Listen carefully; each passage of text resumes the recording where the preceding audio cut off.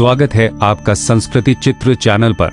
दर्शकों, हमारे पवित्र भारतवर्ष में जहां जीवन के हर पहलू को धर्म से जोड़ा गया है, वहां दाम्पत्य संबंध को लेकर अक्सर भ्रांतियां रहती हैं। क्या आपने कभी सोचा है कि यदि हिंदू धर्म सहवास का विरोधी होता तो क्या धर्म, अर्थ, काम और मोक्ष के मूल सिद्धांतों में काम को इतनी महत्ता दी जाती?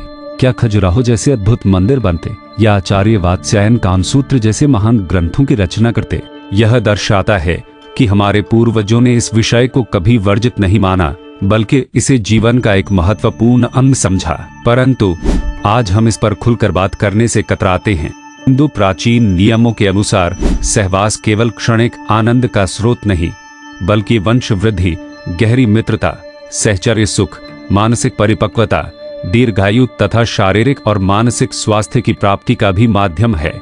आजकल की युवा पीढ़ी मात्र क्षणिक सुख के लिए संबंध स्थापित करती है, जबकि वे यह नहीं जानते कि पति पत्नी के बीच सहवास यदि प्रेम पर आधारित हो तो रिश्तों को सुदृढ़ बनाने का एक प्रबल आधार होता है।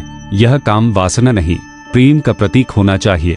इसलिए यह अत्यंत आवश्यक है कि आज की पीढ़ी सहवास के प्राचीन नियमों को समझे, ताकि उनके दाम्पत्य संबंध और अधिक प्रगाढ़ हों और उन्हें संस्कारवान संतान की प्राप्ति हो। तो आइए मित्रों, संस्कृति चित्र के साथ मिलकर जानते हैं हिंदू धर्म शास्त्रों में वर्णित सहवास के उन पवित्र नियमों को, जिन्हें जानकर दाम्पत्य जीवन में अपार सुख और संतुष्टि प्राप्त की जा सकती है। पहला नियम मित्रों, हिंदू धर्म शास्त्रों के अनुसार मनुष्य के शरीर में व्यन, समान, अपान, उदान और प्राण नामक 5 प्रकार की प्राण वायु रहती है।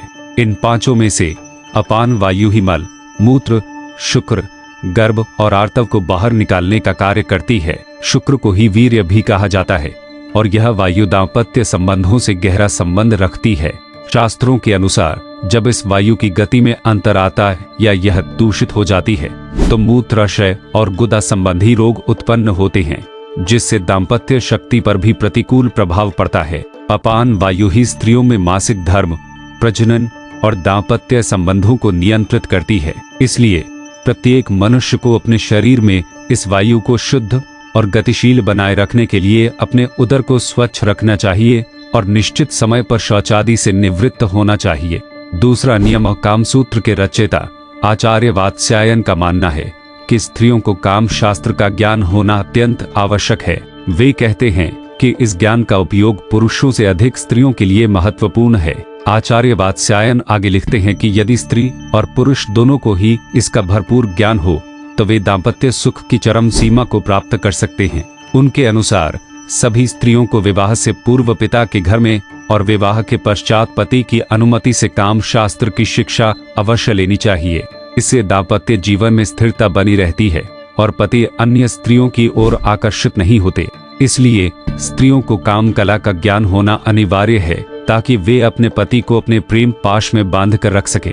साथ ही आचार्य वात्स्यायन यह भी बताते हैं कि स्त्रियों को किसी विश्वसनीय दाई, विवाहिता सखी, हमउम्र मौसी, बड़ी बहन, ननद या भाभी, जिन्हें दाम्पत्य सुख का अनुभव प्राप्त हो चुका हो, उनसे बिना किसी संकोच के सहवास की शिक्षा लेनी चाहिए।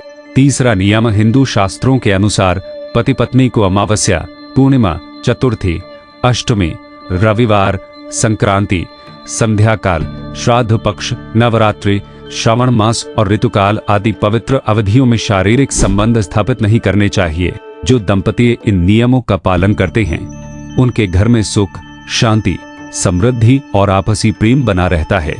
इसके विपरीत जो ऐसा नहीं करते वे अपने घर में गृह कलह, धन की हानि और आकस्मिक घटनाओं को आमंत्रित करते हैं। चौथा नियम मित्रों, हमारे धर्म शास्त्रों में यह भी बताया गया है कि रात्रि का पहला प्रहर अर्थात रात के 12 बजे तक का समय रतिक्रिया के लिए सबसे उचित माना गया है। इस प्रहर में की गई रतिक्रिया के परिणाम स्वरूप धार्मिक, सात्विक, अनुशासित, संस्कारवान, माता पिता से प्रेम रखने वाले, धर्म का कार्य करने वाली, यशस्वी एवं आज्ञाकारी संतानों की प्राप्ति होती है। भगवान शिव के आशीर्वाद से ऐसी संतानों की आयु लंबी एवं भाग्य प्रबल होता है।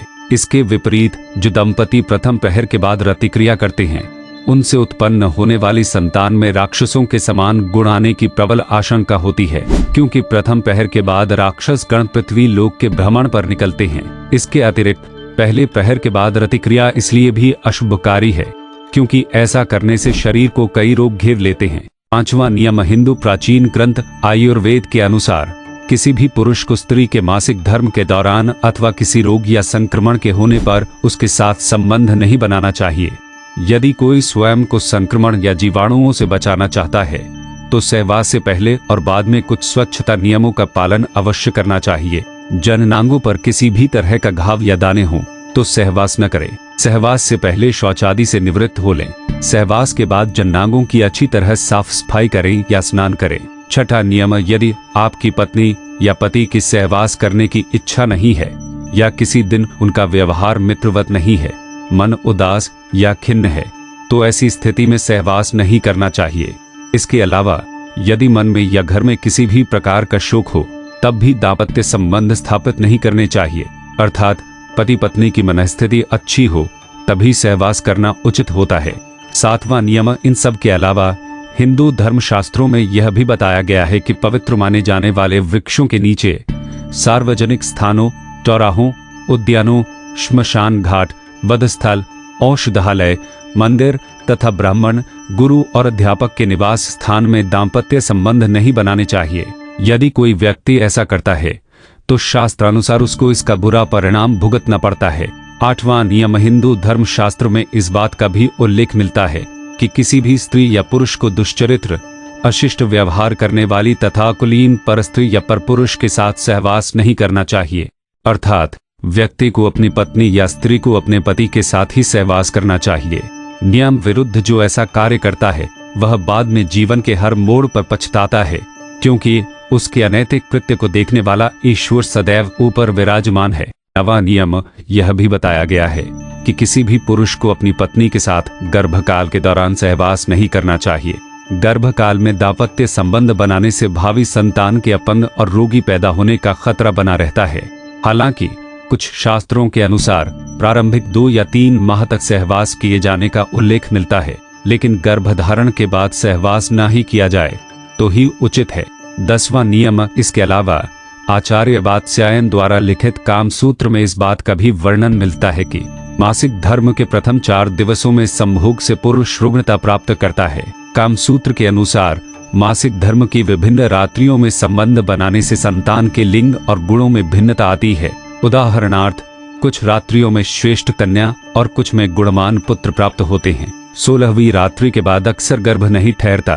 तो यह है मित्रों शास्त्रों का सहवास के लिए पवित्र विधान।